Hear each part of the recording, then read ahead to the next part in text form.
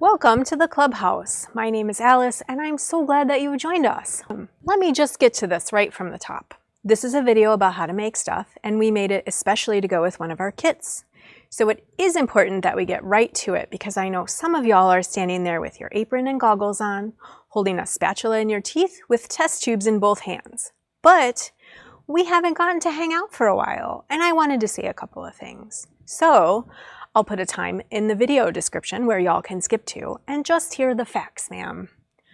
All right, now with that out the way, hey y'all, how's it going out there? I hope you're all doing okay. I mean, aside from the stir crazy. It's been getting pretty hot here on Summer Avenue. Too hot to work in our TV studio, that's for sure. Instead, we've been spending all our time making these pickles. And these. And these kind of way too tart, but still kind of good Sour Patch Kid Delish guys here. That's probably a year's supply of that particular flavor, maybe 2 years. Like super tart, y'all. We've also been keeping busy mailing out all your kit boxes. Your response to our online kits has been amazing. It really lets us know that you miss us as much as we miss you. I used to love writing to my pen pal as a kid, and sending out all these kit boxes has really reminded us of how much fun the mail can be. We try to make every one of them look like the funnest mail you're ever gonna get. At least until the next one arrives. So huge humongous thank yous to all of you for that. Thanks to all your participation in our weird little game, Frank is getting a new bow tie. He really wants the one that looks like bacon. That seems a little on the nose to me. I'm voting for hot pink. All right, I feel like I got a few of my yayas out there, getting back into the groove of it, feeling it. Are y'all ready? Okay, here goes. Today we're gonna be learning about wood burning. That's what I call it. I've learned through my exhaustive studies on the matter that the proper name for it is pyrography, the art of making the farts with the iron. That's not what I meant. I mean the arts with the fires. Or in our case, making the arts with the modified soldering irons. It turns out that a simple turn down the wrong aisle at our local crafts depot led me on a years-long journey of self-discovery and personal triumph that I only dreamed of as a young girl. A dream that as a pyrographer, I would someday have the skill and knowledge to show you fine makers of the YouTube yet another way to express your creativity and to finally, once and for all, show that middle school art teacher that yes, you can make art with fire. That is only half of the satisfactions I can guarantee you today, though. Only half of the wonderful crafting activity through which I, yours truly, myself, will guide you. The second, and arguably more important need that we will fill today is, in the immortal words of George Carlin, a place for your stuff. And not just any stuff, mind you, but your most preciousest stuff, the trinkets and gizmos that are rattling around in your top dresser drawer or in the bottom of your jewelry box. You know of what I speak. I speak of your treasures. As all kids know, everybody needs a place to store their treasure, and when you combine your newfound pyrographinicities with the treasurelessness of all your best prizes, you end up with some pretty sweet treasure boxes. Of course, as I mentioned, in accordance with our commitment to make things as easy as possible for all you out there in the mean old world, we've put together some project kits with which you can follow along. We have them listed up on our website at 5in1socialclub.com. Now, in the case that you are more the type of maker who has all the stuff already and is just looking for some new ideas or inspiration, here's what you should gather up from your studio. So of course you'll need some wood for burning, a hunk of burning wood if you will, an image or pattern, wood burning tool, sandpaper, graphite paper, pen or pencil, and watercolors, which are optional. All right, y'all, are you ready to dig in? Now our first step is to find a design you like and to transfer it to your treasure box. If you're not so much into drawing it yourself, I recommend looking at some clip art online. And while you're looking, keep in mind that it's a lot easier to work with images if they were only black and white. Let me just tell you how great line drawings work for this project. I found a ton of inspiration in coloring books and clip art books.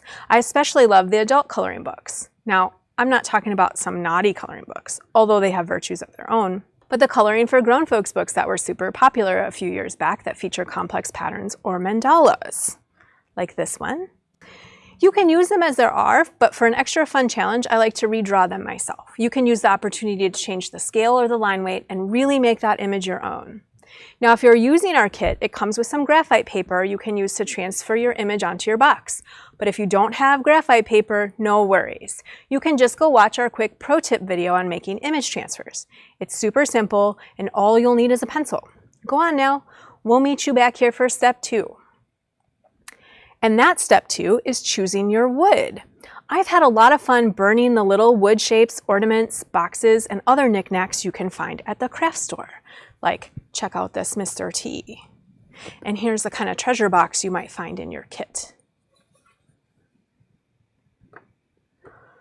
When you're picking out your piece, you want to look for wood that is both soft and light in color. Woods like pine, ash, and bass are all great options. Now, you definitely don't want to burn, and this is an important safety tip, y'all. You don't want to burn composite woods or particle boards, stuff like MDF and masonite. They are full of toxic glues and other nastiness. And while I'm on the topic of safety, particularly regarding fumes, it is true that wood burning smells great. It smells like a campfire, and boy oh boy does it make me crave s'mores. But even though it smells good, you should take care to ventilate your working area by opening a window and using a fan to blow the smoke and fumes outside and away from you. All right, you've got that super dreamy hunk of wood that is not too hard and not too dark and is just the right size. To get it ready, you may want to use a little sandpaper on your piece before you start to knock down those sharp edges and get rid of any tool marks from manufacturing. You'll want to use a higher grit like 220 or 300 grit because we just want to soften the edges a little and we don't want to end up with a scratched surface. Usually the wood burning blanks I found at the craft store don't need to be sanded very much, if at all. All right, so now on to step 3, transferring that image with the graphite paper. So I use my hands all the time to make stuff, and I have skill that has come with a lot of practice, but there are still some things that I'm not that great at, and drawing happens to be one of them. I'm more of a yarn and welding torch kind of maker, but even if you are the best pen and inker this side of the Mississippi, drawing with a tool that is weighted strangely, and is after all super hot, can be a challenge. Rather than trying to freehand your way to a masterpiece with your wood burning tool, you'll find that following a pre-drawn line is a much better practice. Not having to worry about the composition or the shape or the scale will really allow you to focus on your wood burning techniques. I have freehanded some things, but even something as familiar and practiced as your signature can come out better if you draw it lightly in pencil first. All right, so here's a crash course on image transfers. Again, we did make a separate super great party tactic video about it. So I'm just gonna blaze through this like you've all got a AAA master's class certifications in image transfers. So we've got our graphite paper that comes with our kit, and we're gonna place the sticky side down. It says a little bit this side down, onto our wood that we're using. And now I'm going to place my image on top of that. So to help me get it centered, I'll just press the creases of the paper a little bit and kind of check out where the edges of my wood are to make sure that that's nice and centered. Oh. So I like to use a red ballpoint pen for my tracing. The ballpoint makes a line, if you press a little bit harder, a bit of an indentation. So be careful with your pressure. This is really soft wood after all. Ha, where is Michael Scott when you need him?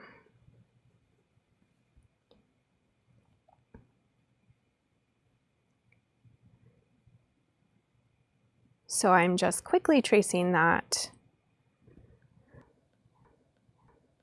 so I can see where I've drawn with that red ballpoint pen. This is especially handy for complex drawings. If your image is really complicated or large, I also recommend that you use a little tape to hold everything in place. It's always a good idea before you get too far to peel up a corner to make sure it's going well and to make sure you have the graphite paper placed properly. Now you can't see it, but it looks good. So if your line is really light, you'll want to use a little more pressure. And if you don't see a line at all, you may have your graphite paper upside down. Hey, it's happened, y'all. Now I say all the time that I'm a lazy tracer. Don't be like me. Take your time. The better job you do tracing now, the easier it will be to burn your image and the better it will look. And now I won't trace the really small details they tend to get smushed and blurry. So like small dots or dot patterns, I'll just keep my image and use that to reference and fill in later.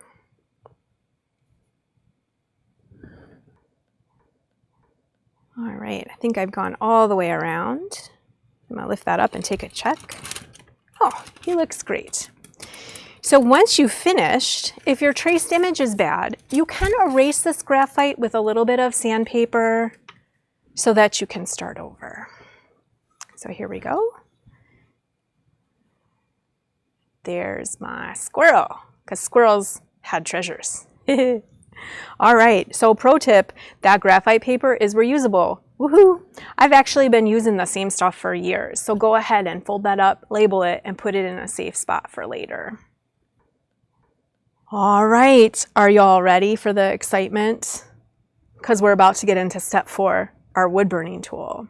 So let's talk about it. The one we're using comes with 4 interchangeable tips, and it also has an adjustable temp dial. This allows for easier shading, and with those cooler temps, you can also burn leather or cork. Now these do get real hot, so be careful. Just checking they're on. So once you're ready to start, we want to make sure that all that paper is out of the way. It comes with a little stand that looks like this, just a little bit of metal. And you open that up until these little bits catch and you can't close it it doesn't go any further. And then you're going to rest your tool on it like this. So it takes about 4 or 5 minutes for the tool to heat up completely once you turn it on. I have these kind of started already. So I'm going to put a tip in here. Now the instructions that come with the tool say to always let the tool cool down completely when changing the tips. I'm a rule breaker though, y'all, and will sometimes use small pliers to remove them hot if I'm feeling impatient or I'm doing a live demo. Hello. But beware and be careful with the tips when they're hot. It's super easy to damage the little threads as the metal is super soft when it's hot.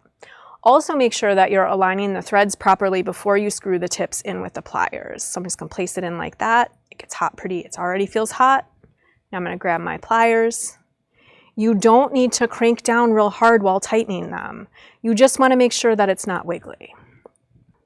So little pro tip, again, if you're a rule breaker like me, you'll want a can or a metal lid from a jar to keep those hot tips in. It'll keep you from burning the table or your fingers. These tips, they heat up slowly, but they cool down real slow as well. All right, ready to get into it. So the key to wood burning, the secret, is time. Slow and steady wins the race. So again, slow and steady. You don't need to apply any pressure to get a nicely burned line. Pressure will tire out your hand and damage your wood burning tips. Remember, we're drawing with heat, so the slower you go, the more the line will be burned. It will be deeper, darker, and wider. Again, y'all, that's the secret. Slow and steady. Now, when you're burning, if your work is too light, you can always come back and burn along the seam line to make it darker. If your lines are light, you may be working too slow, but also your tool may not be heated up properly. It's always good to remind yourself that moving slow is what gives you the nice char, not pressure. So it's good to have some practice pieces of wood while you're working. I use them to try out the tips and to try out patterns before I commit to them. And maybe most important, I can make sure that tip is hot when I change it. Remembering it takes 2 to 5 minutes for them to come to temperature, and the larger the tip, the longer it takes. So if this is your first time wood burning, I recommend trying out each of the tips. They all have their specialties, and you may find you have a favorite. So the first one I'd like to show you is this pencil tip. It's got a nice sharp point. And what this one is good for is nice fine lines, straight lines.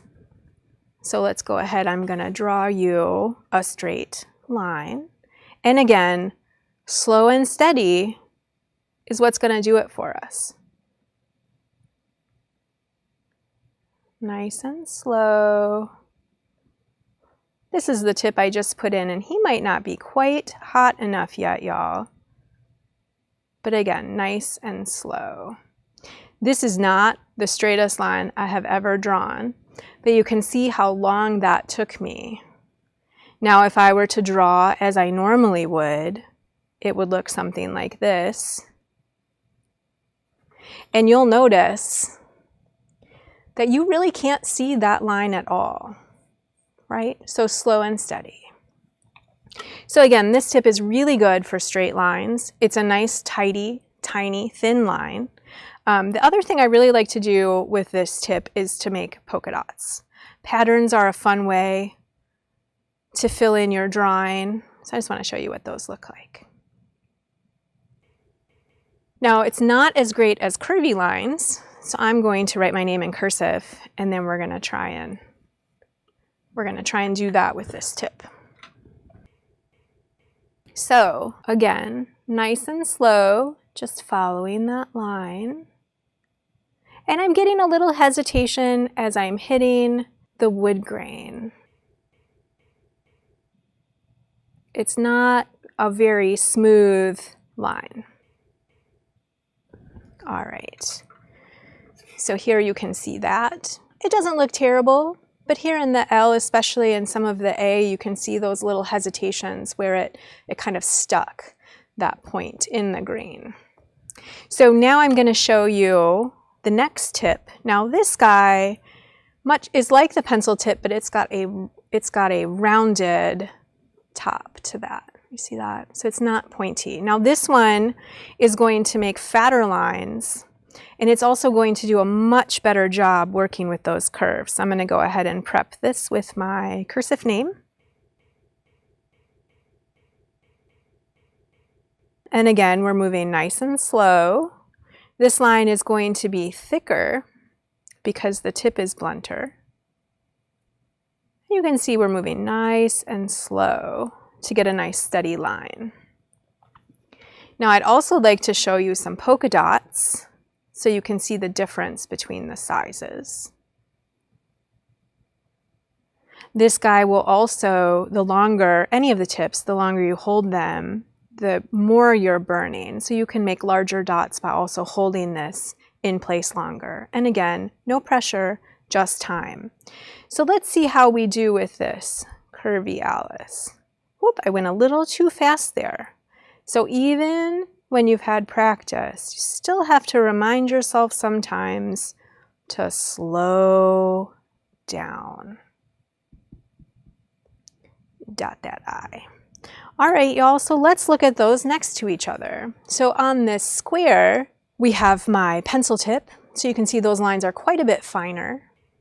And then on the circle, we have our rounded tip, and you can see how that does a much nicer job on those curves. So the lines are a little bit bigger, but they're much smoother. All right, so the tip that I actually find myself using the most is this universal tip. So let me show you that. So this guy, if we look up close, he's kind of got like a wedged shape. If you create your line using the entire length, pointy length of this tip, you get a nice, clean, and very sharp line. You can use the very tippy tip of this point, and you'll make teeny tiny little marks.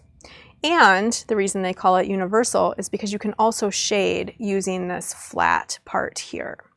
So let's do a nice line. So we're going to do a straight line just like we did the others. So I'm resting the whole length of that tip. Oh, that burned pretty hard right there at the beginning, trying to adjust it. And this is why it's a really good idea, y'all, to have these practice pieces. That is a beautiful straight line. Compared to both of the other ones, I'm quite pleased with that guy. Now, for shading, the trick is about building up the char.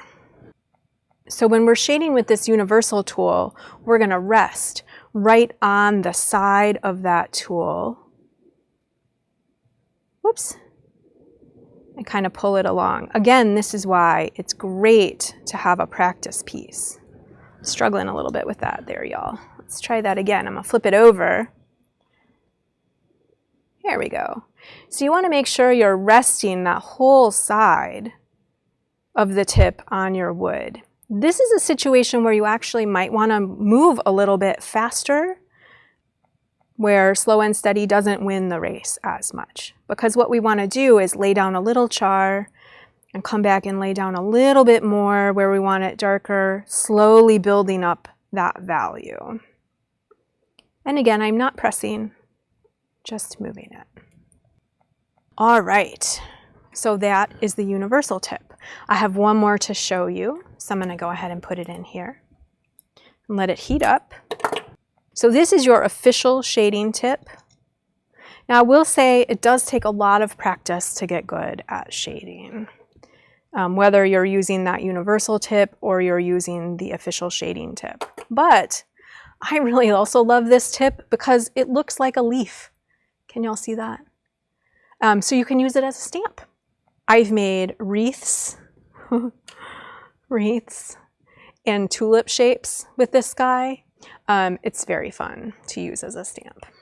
All right, so let's give that a sec to heat up. I would also like to mention that you're going to want to keep a piece of sandpaper handy. You'll use that to clean up any of the sooty buildup that might happen on the tip. You'll notice it kind of gets black and is a little sticky. Sometimes if you're having trouble burning, the problem is that you've got a little buildup there, and you just need to wipe it a little bit on your sandpaper to clean that up. All right, so let's see about how this shading tool, if it's hot enough. So again, you shade much the same way as we did with the universal tip, except this time I'm going to put that leaf shape down, and you're just going to gently letting it slowly build up the char over time. This may need to heat up a little bit longer as it's pretty light still. Now, if you wanted to use this shape as a stamp, the way that you do that, you're going to place your tip down. And I like to give it a little wiggle just to make sure that all parts of that stamp are touching the wood. Let's see, let's make you a little tulip.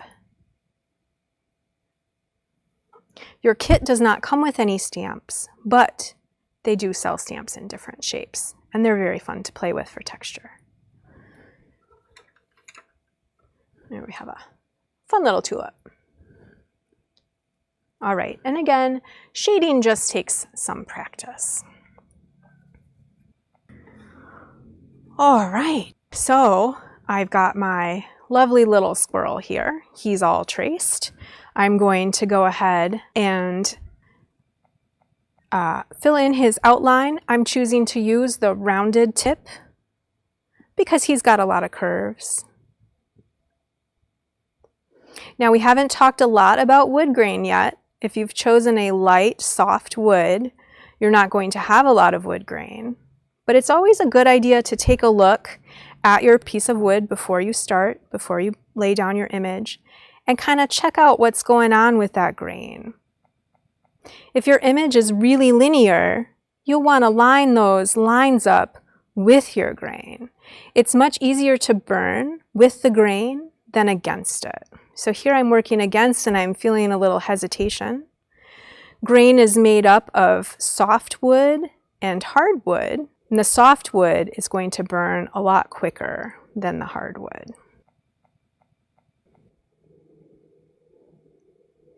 So I am getting some hesitation marks. I'm not too worried about it. I can go over that again. I can use my universal tip to fix any areas that are terrible. That universal tip, remember, when we're using that whole side, you've got a lot more surface area getting hot, so it makes a really nice line. But I can also just take my pencil tip here and go back over any areas I'm not really satisfied with. So let me show you that. So he's pretty good. There are some areas where I maybe could have worked a little bit slower here in his arm.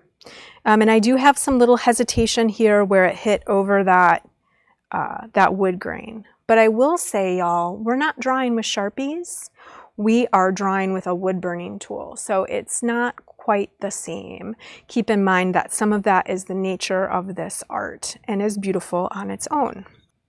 But if I wanted to go back and fix some of that hesitation marks, I'm going to choose my wood burning tool, my universal tip, and then, let's see, let's turn it this way.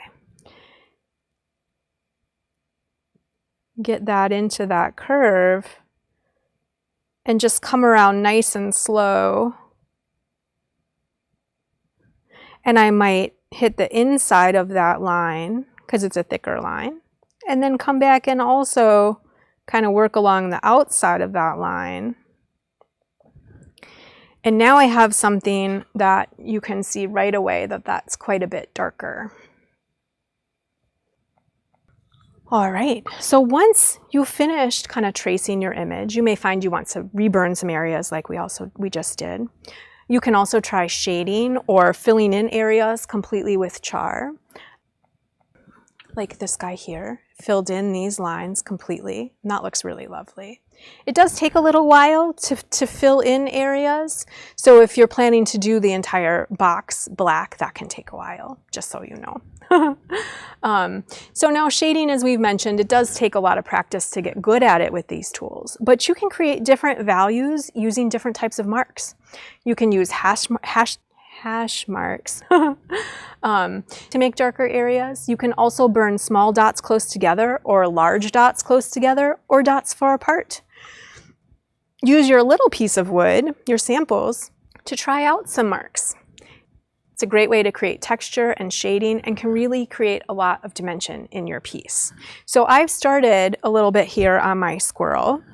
Just going to add some more marks. I think I'm going to go in with a finer, thicker line.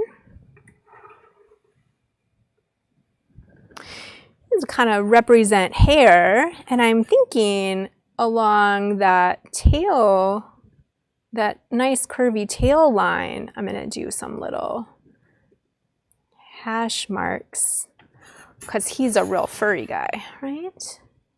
I want to express that. And I chose a silhouette instead of a drawing, so that leaves me with a lot of room to play with textures. So you can see these thinner lines give the illusion of a lighter color on his tail. So those are kind of hash marks. If you wanted to do some cross-hatching, y'all, that looks like this. It's kind of just what it sounds like, making some lines close together. I'm going to work a little bit quicker there. Oh, those are nice. And then to cross-hatch, you're just going to come in at an angle, and that's going to create an even darker value for you. And those can be very rigidly structured, or you can be a little looser-gooser with it, which is kind of what I got going on here. So you can see we're starting to get some feel for our little squirrel and his textures. I think he might have some big tufts that come off of his ear. What do y'all think? And again, this universal tool is really handy. He might not be the best choice for that. Let's try this round one. It's going to kind of give him a little tuft there. Awesome. So when you're burning, if you find yourself like I just did, I'm not the most pleased with that. I think that these lines were much more delicately done. You can always take a little sandpaper and lighten things up. You won't be able to erase that completely, these char marks, but you can lighten them. So when I first started drawing with a wood burner, I made a ton of pieces I thought weren't that great as I practiced. And since I hate to waste, I experimented a little and discovered that using watercolor paint as a wood stain made for some really awesome designs. Because your first tries also might not be perfect, here's how we do it. So here, I love this giraffe. I did some yellow watercolor paint there, and then in this cool pattern on the side here, I filled those in with some different colors. When you're decorating your treasure box, remember that, you know, there's all those sides, and the inside to decorate too. Don't be shy. Or this guy, I think that's a real pretty watercolor. That's got a little glitter opalescence in it. Or, I know it's not the season, but check out this fun Santa. All right, so let's show you how to do that. The first thing you want to do, and grab our watercolors, and we're going to start by hydrating the watercolor with just a little water. So I've got my clean water, my brushes, and you're just going to put a drop or two, maybe not a dollop, that might be excessive, a drop or two of clean water in each of those pans that you think you might use. And letting them sit for a second or two will hydrate that paint and make it nice to use. All right, so let's see, here's my sample piece. I'm going to show you a couple tricks. So if we use our brush dry, so it's clean, I'm going to dry that off on my paper towel, just kind of take the water out of it. Now if I grab my color with a dry brush, I'm going to get a much richer and saturated color out of that watercolor. All right, so now I'm going to rinse my brush, make sure it's clean. And this time I'm going to leave that water on my brush, and I'm going to go in and grab that same color of paint. But with a wet brush, I'm going to end up with a much lighter and less saturated color. So that's one way that you can easily change the values of these colors without doing a lot of work. So again, that's a dry brush application of the paint and a wet brush application of the paint. So when you look at these and you think to yourself, you know what, that's a lot darker than I was hoping for. I wish that it was lighter. What you can do is clean your brush. You always want to start with a clean brush. Then I dry it on my paper towel to make sure it's clean. And then just grab a little water and you can lift that pigment a little bit. So I'm going to brush with the clean water, dry my brush, brush a little more, and that'll actually lighten that paint up. Now if you look at this guy and you think, boy, I wish that was darker, I'd really like a darker, richer color, what you're going to do is let that dry completely, and then you can layer more paint on top of it and it will get quite a bit darker. Watercolor doesn't have to be super subtle. The other thing that I really, really enjoy using on these wood pieces is a watercolor technique called wet in wet. So to do that, let's see, we're going to start with a new brush. We're going to take our brush, we're going to make sure it's mostly clean. We're going to make sure it's clean, and then we're just going to fill it with some clean water. And we're going to paint that on our wood. Like so. Now that's kind of wet. I'm going to come and grab some paint and lay that in the water. And you see how that kind of moves around on its own? It sort of flares out. Let's pick another color. This is really fun to do with multiple colors. Now these guys, they're going to start to merge and mix really without you doing a lot of work at all, which is what I think the fun of it is. We're going to start to get some blending happening in that wet paint. See? Almost looks like a little Monet flower garden. I'll show you a sample of that on something finished. So we've got this piece, and I really adore this Art Deco flower, and you can see he's got some orange and some pink that's sort of merging in the middle. And I did layer this in, it dried in between several layers to get that nice rich color. Now once your piece is dry, you may find that the paint has covered up some of your burn lines. And you can see that in this guy here. It's kind of crept down in there. Maybe you can't, it's sort of small. You can fix that. Pull that watercolor up using kind of a smaller tipped brush. You're going to get it, dry it, and then you can just follow inside those lines and it'll take that little bit of watercolor out.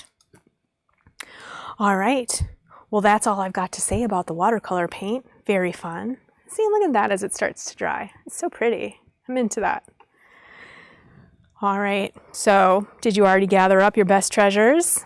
Do you have your piles standing by at the ready to be socked away in your fancy full box? It just so happens that I did. I do. And now I've got my box all finished up. I will.